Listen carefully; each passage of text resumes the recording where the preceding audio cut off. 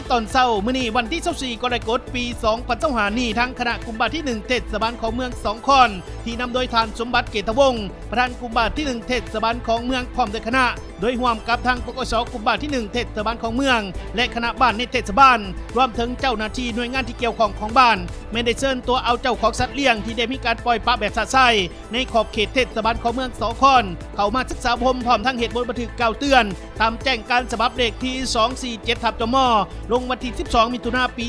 2025โดยห้ามบ่ให้เจ้าของสัตว์เลี้ยงปล่อยสัตว์ไปตามลำพังหรือว่าปล่อยปละไปตามท้องตลาดตามท้องถนนหลวงอันได้เหตุให้สัตว์เลี้ยงไปรบกวนคนอื่นเช่นกินเครื่องปลูกของฝังเป็นอุปสรรคกีดขวางต่อการจราจรไปมาของผู้ใช้รถเส้นถนนถ้าบุคคลใดนิติบุคคลใดมีการฝ่าฝืนจะได้มีการปฏิบัติตามระเบียบการที่ได้วางออกอย่างเข้มงวดซึ่งทั้งหมดนี่ก็เพื่อเป็นการคุ้มครองสัตว์เลี้ยงไปตามระเบียบการที่ได้กำหนดออกเพื่อสร้างให้เทศบาลของเมืองสองคอนมีความเป็นระเบียบเรียบร้อยสะอาดและน่าอยู่